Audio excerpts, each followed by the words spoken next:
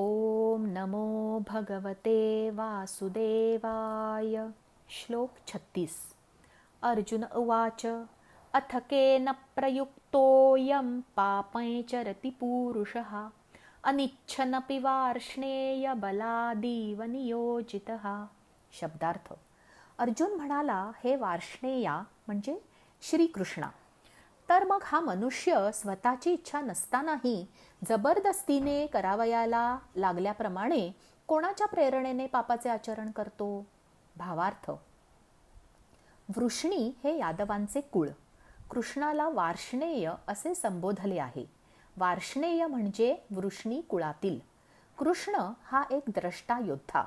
शक्तीची उपासना त्याने केली, मात्र शक्तीपेक्षा प्रेमावर आणि युक्तीवर त्याचा जास्त विश्वास. युद्धापेक्षाही कधीकधी माघार घेणे योग्य ठरते असे त्याचे मत होते. आपले सामर्थ्य लक्षात घेऊन युद्ध खेळावे हे त्याला पक्के ठाऊक होते. त्यामुळे बलाढ्य जरासंधासमोर त्याने मैदानी युद्ध टाळले. आपण शत्रू आणि मित्र ओळखता येणे आयुष्यात खूप महत्त्वाचे असते. कधी कसे वागावे, मित्र कसे जोडावेत, शत्रूला लांब कसे ठेवावे याचे अचूक ज्ञान त्याला होते. स्वतःच्या अभिमानापेक्षा आपल्या कुळाचे, प्रजेचे रक्षण त्याच्यासाठी महत्त्वाचे होते. कृष्ण म्हटले की आपल्या डोळ्यासमोर त्याचे हसतमुख रूपच येते. गंभीर, चिडलेला, उदास कृष्ण कधीच आठवत नाही. वार्ष्णेय या संबोधनामागे अर्थ हाच की आपणही हे गुण लक्षात घेतले पाहिजेत. कृष्ण म्हटले की फक्त राधा, गोपगोपी, अष्टनायिका, माखनचोर नाही, तो कुशल संघटक होता, उत्तम राजकारणी होता, कुटुंबवत्सल होता, रणनीतिज्ञ होता. त्याच्या विचारात कमालीचे तारतम्य होते. असे सगळे असूनही तो विरागी होता, योगी होता. कृष्णाला आठवायचे म्हटले तर हे सगळे डोळ्यासमोर हवे. मला मनोहर कवीश्वरांची रचना आठवते. माना मानव वा परमेश्वर, मी स्वामी पतितांचा. आपल्याला चूक काय, बरोबर काय, चांगले काय, वाईट काय ते कळत असते, तरी आपण अनेकदा चुकीचे वागतो. आपल्याला चांगले वागायचे असते तरी पण अनेकदा आपल्या हातून चुकीचे आचरण का होते? आपल्या वागण्यावर आपले नियंत्रण राहत नाही. कोणती तरी वेगळी शक्ती जणू आपल्याला तसे वागायला भाग पाडते. आपण चुकीचे वागतोय हेही आपल्या लक्षात येत नाही. त्यामुळे आपल्याला मानसिक त्रासाला सामोरे जावे लागते. हे टाळायचे असेल तर वार्ष्णेय सतत आठवायला हवा. ईश्वराचे अधिष्ठान हवे, विचारांवर ताबा हवा, सत्याची कास हवी. जेव्हा द्विधा मनस्थिती होईल तेव्हा एक क्षण थांबायचे आणि मनोमन त्या योगेश्वराला आळवायचे.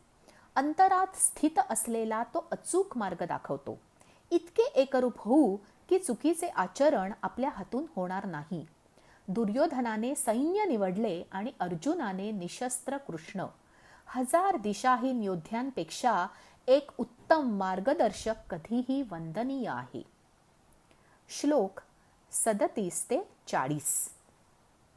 श्री भगवानुवाच काम एष क्रोध एष रजो गुणसमुद्भवः महाशनो महापाप्मा विद्येनमिह वैरिणम् धूमेनाव्रियते वह्निर्यथादर्शो मलेन च यथोल्बेनावृतो गर्भस्तथा तेनेदमावृतम् आवृत्तै ज्ञानमेतेन ज्ञानिनो नित्यवैरिणा कामरूपेण कौन्तेय दुष्पूरेणानलेन च इन्द्रियाणि मनोबुद्धिरस्याधिष्ठानमुच्यते एतैर्विमोहयत्येष ज्ञानमावृत्य देहिनम्.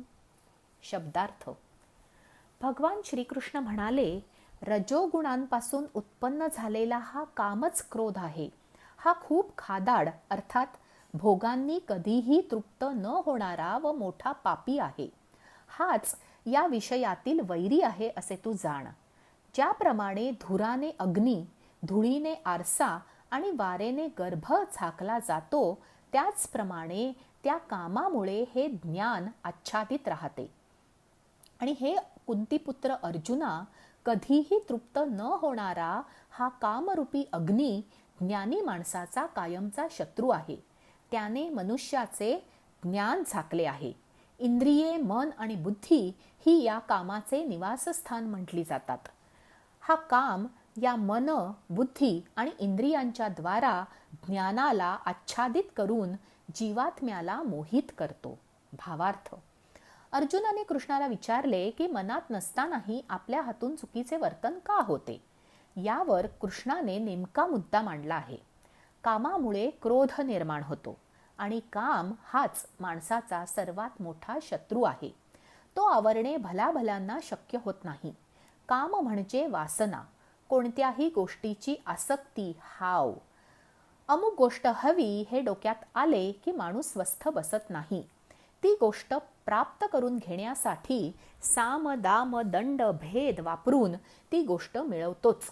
गैरमार्गाचा अवलंब करतो. हवे ते मिळाले नाही की माणसाला राग येतो. मनाविरुद्ध घडले की माणसाला आवडत नाही. मी म्हणेन तसे व्हायला हवे असते. कधीही न संपणाऱ्या अपेक्षा मानसिक त्रास आणि असमाधान निर्माण करतात. माणसाला नीतीचे ज्ञान असते, पण जसे धूर अग्नीला झाकतो त्याप्रमाणे अभिलाषा सत्सद विवेक बुद्धीला झाकून टाकते. ज्याप्रमाणे आरशावर धूळ असेल तर आपली प्रतिमा दिसत नाही, त्याप्रमाणे स्वार्थ असेल तर न्यायाची बाजू माणसाला पटत नाही. तो अन्यायाने वागतो, स्वतःच्या चुकीच्या वागण्याचे समर्थन करतो. माणसाची इंद्रिये, मन आणि बुद्धी आभासी दुनिया उभी करतात आणि जन्माच्या मूळ उद्देशापासून विचलित करतात.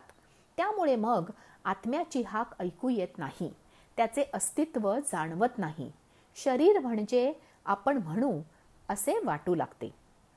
शरीरासाठी आरामदायी वर्तन माणसाकडून होऊ लागते. शरीराला महत्त्व देतो. शरीराला हवे ते मिळवावे वाटते. नीतिनियम नको वाटतात. आजवर झालेले संस्कार, मिळालेले ज्ञान मोडीत निघतात. विनाशकाले विपरीत बुद्धी म्हणतात, त्याप्रमाणे बुद्धी मग चुकीच्या गोष्टीसाठी वापरली जाते. मग आपण वागतोय ते चुकीचे आहे हे कळत असतानाही माणसाच्या हातून चुकीचे वर्तन होते. चुकीने वागणाऱ्यांना बुद्धी नसते असे नाही, फक्त ती चुकीच्या कारणांसाठी वापरली जाते. रावण बुद्धिमान होता, दुर्योधनही शूर होता, कर्ण तर सर्व गुण संपन्न होता. फक्त त्यांचे ज्ञान अनितीसाठी वापरले गेले म्हणून त्यांचा संहार करावा लागला. आजचे निरूपण इतकेच. जय श्री कृष्ण.